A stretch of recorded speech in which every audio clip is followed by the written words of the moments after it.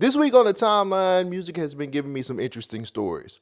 On one end, you got Kevin McCall sitting on a couch crying with an EBT card, talking about how Chris Brown still owes him money from 15 years ago. And then on the other side of that, you got ComplexCon. Trap Lord Ross just decides to roll up on Central C and think everything was going to be sweet. And then his manager pops up and lets him know, you're going to get checked every time we see you. So is Central C right? Let's talk about it. The STEM Society. What's going on, people? My name is Cole Jackson. This is the STEM Society, and you have joined us for another episode. This is episode 127, and we're live. Thank you for joining me for another one. If you like what I do, because what I do is not very easy, make sure you guys like, share, and subscribe. Make sure you guys are leaving comments. I appreciate everything that you guys have been doing for me so far, but I want this thing to grow. I want it to get bigger. So make sure you guys take a chance, hit that subscribe button, and also get notifications of when I drop new content. Let's get into these stories. Chris Brown, does he owe Kevin McCall money? Because the internet is acting like Chris Brown ran off with the man's rent. Kevin McCall went viral this past week when he pulled out his EBT card on the Back on Fig podcast. Shout out to them. Crying about how Chris Brown owes him money. He finna be in here and Why tell the the fuck I got an EBT card? And this nigga is at Breezy, bro, and made 90 whatever the fuck million, and it say KKKKK Max. Can I get 25,000 for them four songs I owe you, bro? I just want to leave, bro. Leading up to who he is right I'm not now. even tripping though. I got an EBT card, my nigga. Like, what the fuck, bro? I can't even get nothing, bro, man. Y'all niggas want to see a nigga cry on here, so y'all can think I'm a bitch. Nah, bro. Fuck, nigga. That shit ain't fair, nigga. Hey, I'm on EBT, bro. hey, That's why. Bro. hey. Look, bro. I'm down, bro. I'm on EBT, Calm smack, down. look. Yeah, Say my name, bro. That shit is bad. I had to go up in that motherfucker and hide my face with a mask like COVID, bro. This has been going on for years. Chris Brown and Kevin McCall have been taking shots at each other for a long time. Kevin McCall fell on some really bad times. He got locked up. But they've been beefing. This is old tension bubbling up. And for me, I remember watching this growing up and saying, I don't know if these niggas gonna slide or what, but it is something that it ain't funny, but it's funny. It's really not funny, but it's kind of funny. For some of y'all who haven't caught up or you need a recap, here's what happened. More than a decade ago, Kevin McCall was that guy. He was an artist who turned into a songwriter, and he was one of the biggest contributors to Chris Brown's rehabilitation phase. A lot of the stuff that happened after the Rihanna incident, Kevin McCall was a part of it. He co-wrote a lot of Chris Brown's biggest songs. Around 2010 and 2011, he co-wrote Deuces. He did No Bullshit, Strip, She Ain't You. He touched a lot of Chris Brown's biggest hits. And I mean, to be honest with you, he was red hot at the time.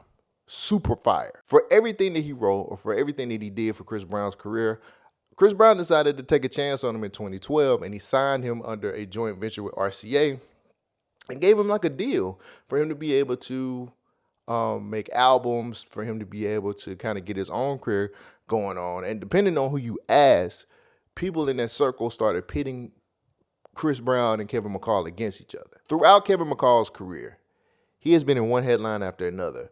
The first thing that we got to see, or first thing I remember seeing, was he actually went through $8 million. He blew it on a lot of bullshit. But when I finally got a check for Deuces that was over 6 figures, I opened that mug up. It was like, I ain't never seen nothing over $10,000 in my life. So when I saw 100 and something thousand, I'm like, I looked at my closet and I just closed. I had a 4-bedroom house in Woodland Hills, and my child's mom had to pay the rent. I'm thinking I'm broke, not knowing I got checks coming from here, here, on this tax ID number, all these things that I'm more familiar with now. And if I knew them then, I probably could have saved my family, but I knew I blew the bag when I had to move back into my parents' house for like a week. Just that whole time period was the most embarrassing time. I almost crumbled to the pressure, and then one of them royalty checks came in again. Praise the Lord. Another little 10,000 or something just to get me back started.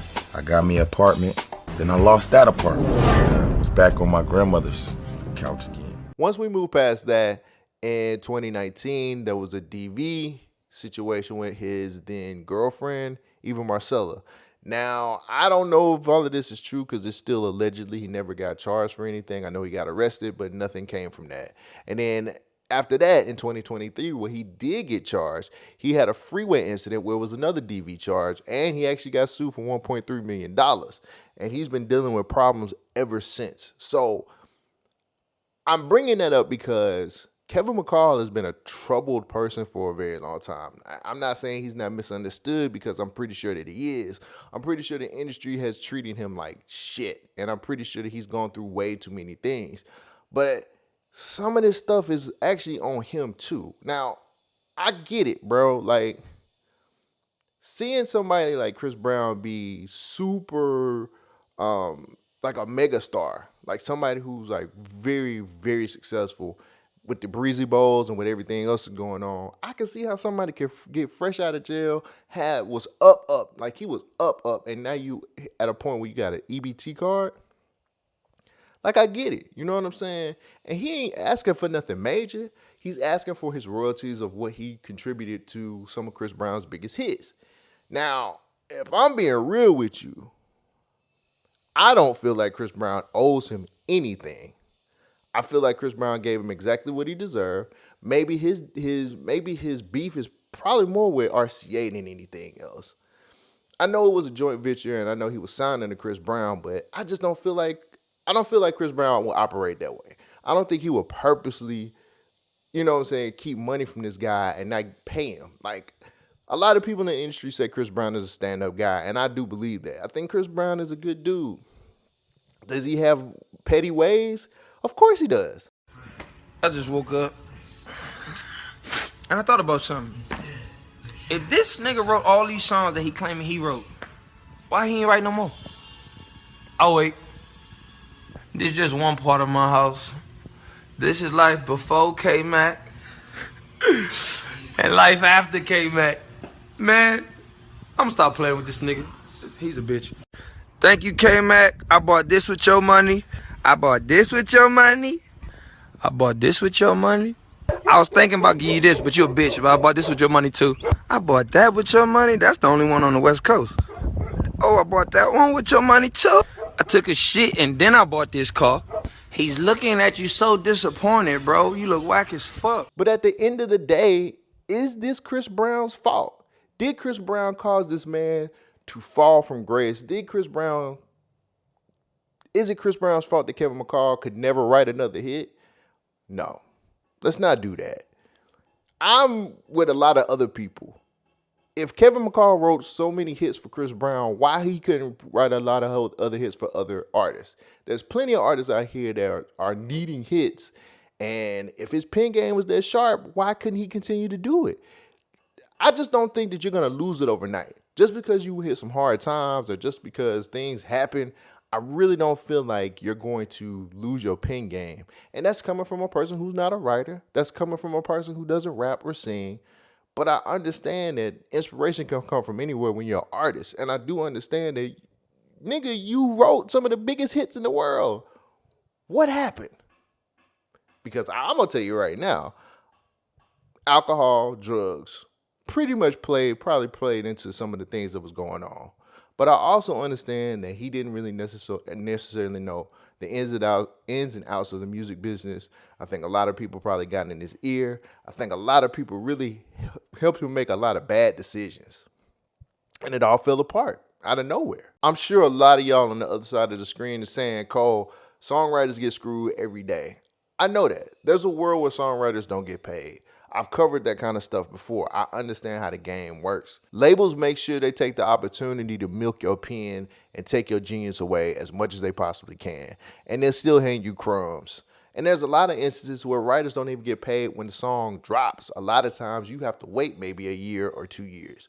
Money Long described this perfectly in an interview she had not too long ago. Songwriters get beat up a lot. Like, for example, California King Bed. Through that song, Ree was able to get an endorsement with Nivea, a very lucrative one, to where she could go on tour and have all these things. And I don't know the intricacies of her business, so let's not misconstrue that. But a very small portion of that actually makes it to the songwriters, all these business people involved who get a piece, and then you have your co-writers and your producers and all these things like that. Sometimes they don't feed you. You in this room for 8 hours, you hungry. That's crazy. I used to take toilet paper from the studio because I didn't have no money. Listen, but you do what you gotta do. No, literally, I used to empty the fruit bowl in my backpack. And then the money part, because like, a lot of people be like, you know, songwriting, you make so much money. You gotta understand there is a pipeline. So I might write a song today and I won't see $1 for 2 years. Sheesh. So what job do you know that you work on spec like that for that long? Imagine going to work and you don't get your first check 2 years after your first day. That's crazy. You gotta have a certain level of cray-cray to get up and Mental keep fortitude. doing that. Honestly, like the stuff that I went through as a songwriter, and I'm on the high side of the spectrum where I'm getting cuts. I have people who know my track record and I'm still getting murderized. Right. You know? The music industry is a scam factory, my guys, and I tell you this on a regular basis. I don't really root for the labels like that, and I understand that people can get fucked up when it comes to dealing with these labels or dealing with people who don't want to pay you your worth up front, especially.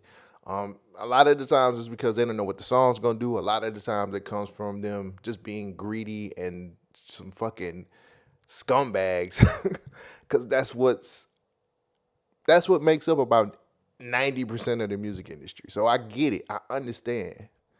But if you're asking me in Kevin's case, what's really going on, I cannot ignore the fact that he played a big role in his own downfall. I'm sorry. I can't sit up here and just justify this man sitting up here blowing $8 million.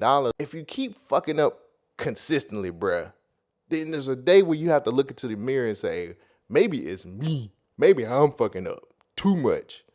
And I don't think he's done that. I don't think he's looked into the mirror and said, yo, I think I fucked my whole life up by doing some of the things I've been doing throughout my years. Instead of him sitting on that couch crying about what's going on, he should be he should be sitting down at some desk writing out the next big hit. Now, I think him and Ray J just linked up, which is probably one of the craziest things I've ever seen. But I think him and Ray J might have just linked up, and maybe Ray J's gonna give him a shot. I seen Young Thug actually say, yo, I'm gonna put up $25K for you too. So it's people out here who fuck with him. It's people out here who's trying to help him, and I love to see that side of things. But you can only help a fuck up for so many times. You can only be backing a fuck up for oh so long. So I understand when people trip and stumble, but man, if you consistently falling the fuck off and you consistently doing arrogant or just wasteful things when people trying to help you, that's a you problem. That ain't a me problem. You fucking it up. If you're gonna take that $25K and blow it on something crazy, you need help, my nigga. And we don't talk about the side of the game where drugs and alcohol play so much of a huge part in fucking up your whole career, because that tends to be the problem as well too. I would think that as soon as he got out of jail, he would have dried up some. He would have continued to try to make his life right. Instead, he back on figs, drinking Casamigos, looking crazy, slobbing all over the place. It's embarrassing. Hopefully with the people who have came and tried to help him out and said that they were going to give him some money and try to bring his career back, hopefully he can get somewhere where his pen game can get back strong. He can actually write some hits for some artists, because there's a lot of y'all out here that's putting out trash albums. If you're not Leon Thomas, you are putting out trash. Somebody here recently just dropped an R&B album, and it is not good. I'm not going to name the artist's name for real because I don't want to get the shit in the comments, but just look at who just recently dropped an album this past weekend and just kind of check it out for yourself and see who's dropping garbage, because it's some people out here who need help, definitely need some help with their writing skills. What do you guys think? Does Kevin McCall deserve to get paid from Chris Brown from 10, 15 years past? Or did he just crash out over some bullshit? Is he way past his prime? Did he do all of this stuff on his own? Let me know in the comments. Have you seen the video from ComplexCon where Trap Lord Ross goes into Central C's booth and gets checked? He don't got no beef with you. Squash the beef, man. Can we squash the beef, or is it? Never have beef, man. Are you sure? Never have beef. Come on, I appreciate you, bro. You know I said your album was the best UK album that was ever dropped. I heard you. No, you just say you gotta do a little bit more research. You say you're not the facts ain't there yet. Hey, I need to get clued up, man. You need to fill in the gaps and let me know what I missed. No, he's not gonna fill in the gaps. That's the point. No, well, you know. I said you do me a favor. Oh, you said you do him a favor. Hey, look, I heard. Hey, listen, what makes you think you can come in and speak like that? I mean, I thought I was just saying what's up. You just saying what's up. Nah, he good. Just saying what's up. How is it? It's like that. Get out of the booth, bro. Get the fuck out of the booth, bro. It's good, bro. It's good. Get out, bro. Relax, man. Go outside the booth, and I'll come outside and I'll talk to you outside the booth. Get out of the booth. Is that what it is? Get yourself out of the booth. Yeah, man. Take him out of the booth, bro. I ain't got nothing. Take him out. I'm holler at you. Take the guy out of the booth, bro. Get out of my booth, bro. Get out of my booth. Hurry up, bro. Hey, good to see you, man. No, it is that. You see me. So the guy you see checking Trap Lord Ross is Central C's manager Breezy. Now Breezy has been a part of Central C's life for a while now. Let me just say, what the hell did Trap Lord Ross expect going up in the Central C's booth? Now, when I look at something like that, I automatically see it as somebody trying to get a photo op or get a camera op. He's a part of the shitty side of hip-hop commentary of these guys who always want to make everything a moment. Academics, Adam 22, Vlad, Trap Lord Ross, all of these guys on the side of the internet or on the side of hip-hop media that always want to catch a moment, always want to make something bigger than what it is. Content over everything, COE is what a lot of people call it. But when I looked at that and when I seen what went down, I actually applauded it. Now, a lot of people might look at it kind of differently. I know people was looking at it as like Central C and his big black homeboy doing what Master saying, all this other stuff, which completely understand. A lot of people here in the UK are not real big fans of Central C. A lot of people don't really like the fact that Central C is one of the bigger rap artists here. But I also understand when you make documentaries about people and their lives and kind of making them look bad, those types of things happen. If you haven't seen the Central C documentary from Trap Lord Ross, I would advise you to go watch it and kind of get a better understanding of why something like that happened. Trap Lord Ross has been one of those people who talk about a lot of street things, especially in the States. He has King Von documentary, which paints King Von as the most evil criminal in the world. He has a lot of stuff talking about Chirac. Like, he goes into a lot of different things, not to help us get knowledge about these people, but to try to expose them or try to make them look bad. And when you make content like that, when you're a content creator, when you're a podcaster, when you're somebody who's a part of hip-hop media who does that, you get what you deserve. You get checked. If you're not ready to stand 10 toes on what you're doing, if you're not ready to sit up here and be willing to take an ass whooping for what you're saying, bro, fall the fuck back. Fall back. You have stepped on a lot of people's toes. And I'm just saying it from a content creator point of view too. I say a lot of things on here on this show where people could probably misconstrue it or people could take it a certain way. But I'm willing to fight for what I say, and I'm willing to stand on 10 toes about the things that's going on unless you can show me something different. You have to start dealing in facts and stop dealing with being salacious on a regular basis, because people like Adam 22 or academics, and I know academics was eating it up, they fucking thrive off of being salacious, they thrive off of being controversial, and they thrive off of having moments like this. And I like the fact that Cinch didn't even sit up there and really acknowledge him like that for real, shook his hand, was a nice guy. He let his manager do a lot of the heavy work. Now, whether you love Central C or you don't love him, it was handled in a smart way because he wasn't going to risk his business. He wasn't going to risk his money. He wasn't going to risk what he's been doing or what he's built these last 5 years. I understand that. I looked at the whole thing from Trap Lord Ross going into his booth as he seen an opportunity and he was trying to jump on it. That's just the A and B of all of it. He knew what he was doing. And for anybody who thinks something differently, then you're wrong. Now, of course, Trap Lord Ross had his point of view about everything. Let me play a quick clip of what he posted on his YouTube channel recently. it's not tough to get at me, you know what I'm saying? Yo, my man. I'm walking, I'm moving, I'm walking. Walk out. I'm walking, man. When you get outside, What are you gonna do? Bro, that's not tough, like pressing me is not tough.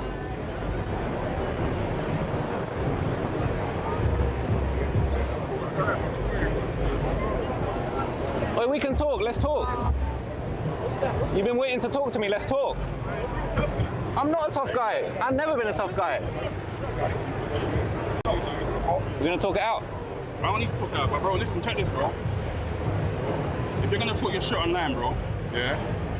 And bro, turn off your fucking camera as well, fuck. Bro, everyone's filming in here, bro. Everyone's filming in here. Wait, 1 second. 1 second. If you're gonna talk your shit online, bro, cool, bro, do that, bro. Make your money, no one cares, bro. But don't walk in the booth because you're with security, or like you can walk up in man's shit. When you know, there might be event, bro. When you know, I don't give a fuck, bro. Like, man's booth is not public for you to walk in, bro. But don't walk in there when you know there might be an issue or that you said something that might annoy people, bro. At least wait. Maybe send one of your fucking security in and ask if I wants to see you. He wasn't annoyed, bro. He was cool. He was cool, bro. He was cool, bro. Next time, ask, bro. He said I did him a favor. You can wait here. He said I did him a favor, innit? And if you want to speak to him, you can ask, bro. And then man can go in there. It's and happened. ask, It's been done, bro. I'm here. Cool, whatever, I'm bro. here. Cool, You see, I'm here. You see, I'm exactly here. Bro, I'm here now. Leave it, man. Leave it. Go. Oh, what are you saying? I'm here, bro. Bro, he can film, bro. He can film, bro. We're not doing that. He can film what he wants, bro. You're gonna get checked for the content that you put out there. And when you do shit like that, you stand 10 toes and stop being a bitch about it. I'm tired of these fucking, pardon my language, but I'm tired of these hip-hop commentators who want to get out here and don't want to stand 10 toes about what they put out. And then he was just like, I just want to fill in the gaps. My nigga, there's no coming back from, you basically said that this nigga made his life up. His whole career is made up from his best friend's life, is what you said in your documentary. He stole his best friend's life, let his best friend go to prison for him, and he's been living his life ever since. What did you think was going to happen? I really think, and this is just my point of view, but I really think that he was antagonizing. I think he was sitting up here looking for a moment. I think that he was really trying to make sure that people seen who he is, because once you get notoriety of being salacious, you got to continue to do that shit. You still got to be out here. And I'm not the type of person, when I think about being like that, I don't want to have to look over my shoulder all the time. See, we not gangsters out here for real. We are a bunch of nerds who research a lot of stuff, listen to a lot of music, and wish we could be in the spotlight like a lot of these rappers do. That's just the truth. That's facts.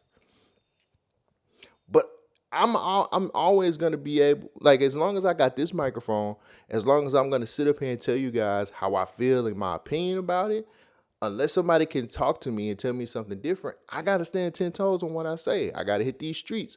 I got to make sure I'm ready to defend what I say, and we can have a conversation. But when you start slandering people's names and you start telling people that they're living somebody else's life, it's a completely different situation. Now, if they really wanted to get tough on him, they probably could have whooped him up real good in the corner. But guys like that always work with big security. Vlad probably taught all of them that. So that it is what it is. But at the end of the day, when you put out whatever you put out into the universe, it's going to come back to you.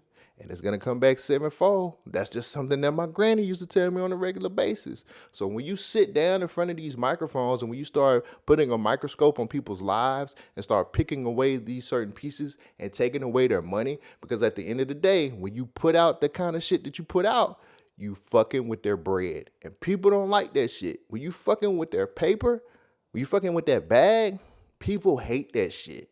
And I was always told as a kid, any man willing to try to take your money or keep you from making money is no friend of yours. They are an enemy and they should be dealt with accordingly. So what do you think? Do you think Central C and his manager handled that whole situation correctly? Was Trap Lord Ross really trying to make peace with Cinch? Let me know down in the comments. I got nothing else for you guys today. I know I'm a day late. I'm sorry. We're working on trying to make sure everything is done the correct way. I appreciate everybody's support. I appreciate you guys Subscribing to the Substack. I appreciate you guys subscribing to the Patreon. I've gotten a lot of support here recently in the last few weeks, and I hope it continues. Thank you guys. I love you, and I'll catch you next episode. Peace out. Like, he say the most ridiculous shit, but it sounds so cold when he just rapping.